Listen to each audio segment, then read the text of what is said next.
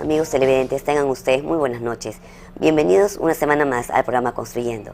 Hoy en el set está conmigo la ingeniera María Loria Alarcón. Ella es presidenta de la Cámara de Comercio Guayaquil y estaremos conversando media hora acerca del futuro empresarial del país. Ingeniera, muchísimas gracias por haber aceptado la invitación al programa. Sea usted bienvenida. Muchísimas gracias, Jessica, por la invitación. Acaba de llegar usted de viaje, ¿no? Bueno, hace unos días. ¿Estuvo en dónde? En Lima. Estuve en Lima, en la Secretaría General de la CAN. ¿Cómo está el ambiente en Lima frente a las elecciones que vamos a tener ahora en el país? Bueno, creo que nosotros sobredimensionamos la expectativa que nuestro país crea respecto a los otros. O sea, es igual que cuando en otros países hay elecciones, aquí se leen las noticias, que tampoco son noticias de primera plana, salvo de un par de países, y las noticias están centradas muy pocos días antes de las elecciones y posteriormente en los resultados. Yo creo que es lo mismo que se siente allá. Muy bien. Guayaquil y Machala son las dos ciudades que registraron el mayor nivel de desempleo durante este primer año. ¿Eso estaba previsto? Yo creo que era bastante predecible, por así decirlo. ¿Y por qué? Porque Guayaquil en primer lugar y Machala pues también son ciudades que están vinculadas netamente a la actividad privada. La actividad gubernamental es pequeña o limitada. Y usted ve pues que donde un menor incremento del desempleo ha habido es en la ciudad de Quito, justamente porque ahí están todos los ministerios y todas las oficinas y dependencias del gobierno.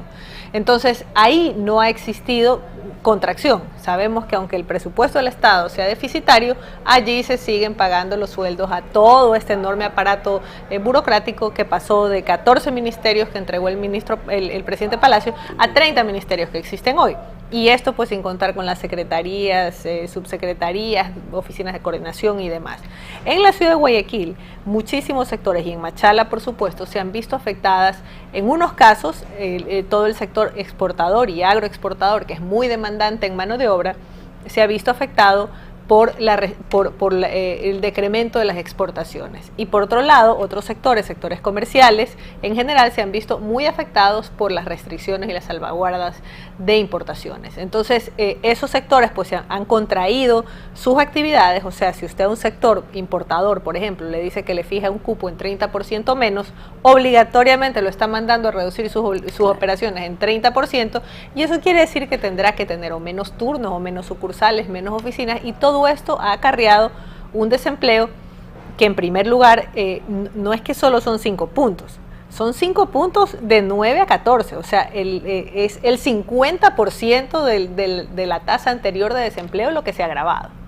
Y bueno, pues la siguiente ciudad es Machala por las mismas razones, y ahí sobre todo hay una gran concentración del sector camaronero, que es uno de los que más afectados ha estado por las exportaciones. Así es. ¿Usted cree que deberían agruparse los ministerios para no haber 30? Mire, el mismo gobierno actual ha dividido su actividad en el sector producción, en el sector finanzas y en el área social, y si no me equivoco alguna otra más. Yo creo que esto sería suficiente.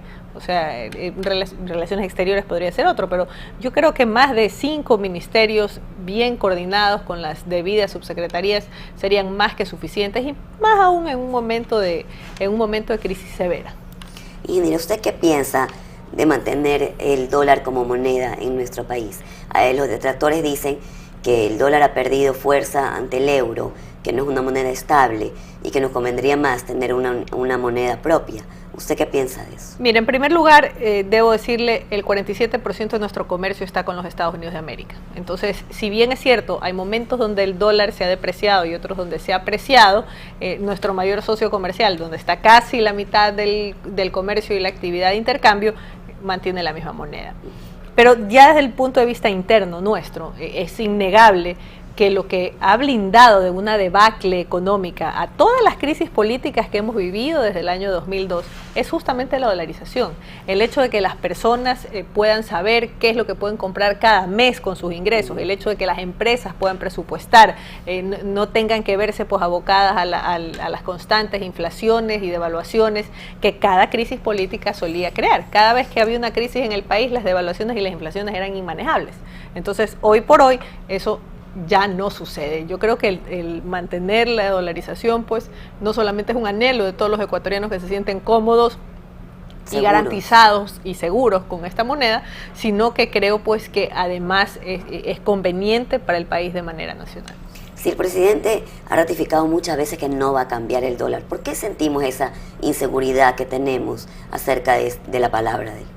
Yo no diría que es en la palabra del presidente, porque yo creo que auténticamente el presidente en este momento pretende mantener la dolarización como sistema. Sin embargo, no podemos olvidarnos cuán crítico fue el del sistema en su momento, por un lado, y por otro lado, ante una crisis como la que vivimos, donde tenemos un problema de balanza comercial y sobre todo donde tenemos un problema, en la balanza comercial están saliendo más dólares de los que entran, y por otro lado tenemos un presupuesto deficitario donde de seguir a este ritmo va a llegar un día en donde el Estado no tenga cómo pagar a profesores, policías, maestros, fuerzas armadas, médicos, etcétera.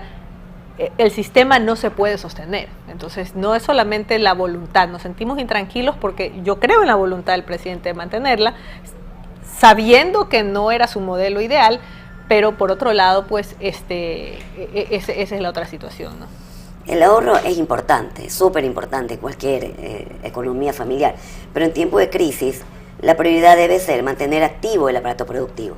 Sin embargo, la gente está asustada, no compra porque tiene miedo de ser despedida, está viendo que en muchas partes del mundo y aquí en el país también se ha elevado tanto el desempleo. Las fábricas están cerrando, están despidiendo a sus empleados. Entonces, se asusta y no compra o no se endeuda, saca su plata del banco porque tampoco confía en una banca estable. Todo eso agrava la crisis. ¿Cómo podemos hacer para manejar esa situación? Yo no diría que las personas no confían en la banca. Yo creo que las personas, el sistema financiero ha demostrado ser muy sólido en los últimos años. Sin embargo, la gente teme es una desdolarización. Entonces, el pensar pues que al tener sus fondos y puedan ser cambiados, esto es lo que les da temor respecto a tener ciertas cantidades de dinero en sus casas y no en los bancos. Pero, perdón, me decía la primera parte. Que es importante el ahorro, pero la gente... Por supuesto, yo no creo que buena parte de la ciudadanía esté en capacidad de ahorro. Yo creo que la inflación que ha existido, más el temor de despidos de una situación futura, el quedarse sin fondos de reserva eventualmente, hace pues que ya no cuenten con ese ahorro, sientan las personas que no van a contar con un ahorro obligatorio que en un momento dado les permitía afrontar una crisis o les permitía afrontar una calamidad o hacer la compra de un bien duradero. La gente es muy cauta con sus gastos, por un lado. Por otro lado, ante la incertidumbre de lo que sucederá respecto a la economía y respecto al manejo económico en general en los próximos meses, también vemos que operaciones tan importantes como la compra de viviendas a través de créditos hipotecarios y demás, que dinamizan definitivamente la economía, no se están dando. Entonces, cuando sectores como la construcción se deprimen o bajan sus niveles, es ahí pues nuevamente donde los índices de desempleo están. Usted sabe la cantidad de mano de obra que demanda la construcción.